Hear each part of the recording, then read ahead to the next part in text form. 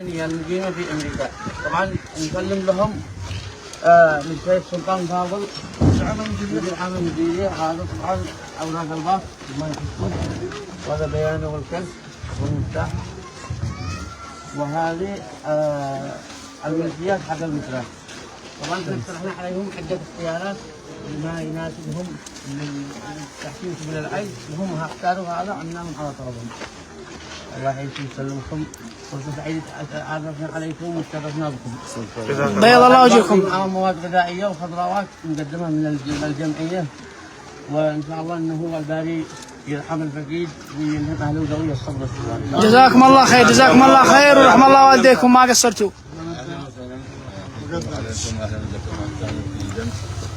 ليس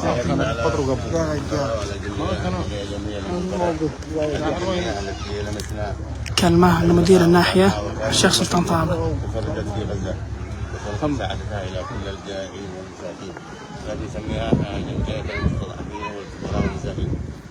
وصلت في هذه الجمعية قول الله عز وجل وليس الذكر كالأنثى. هذه الجمعية كمان أغلبها من النساء، وقول الله عز وجل ليس الذكر كالأنثى تعظيما للمرأة. اليوم كان نستلم هذه الأربعة الفقراء إضافة إلى الباص إلى المواد الغذائية. إن شاء الله عز وجل نجعل ذلك في ميزان حسناتهم ونشرف عليهم بهذا الخير وبدون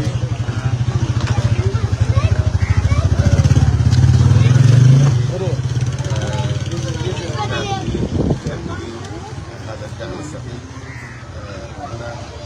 هنا مسوية الباص وهذه مسوية الباص، وهذا يتم تسليم أوراق الهدية للأخ الأستاذ عبد الرحمن مقبل أما الفقيد. ألف شكر، جزاكم الله خير وشكر الله لكم. والأخ عبد الرحمن أيضا يوجه كلمة عن الأسرة والأبناء.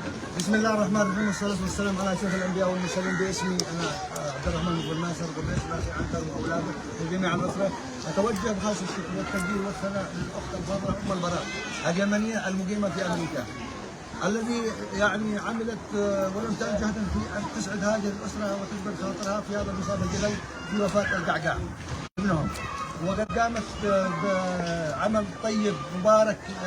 نسأل الله أن يكتب أجرها، وذلك بتوفير 4 دراجات نارية وباص ويعني شاحنتين صغيرتين من المواد الغذائية. والشكر موصول للأخ صاد الجعدي المندوب الذي ألفتته ويعني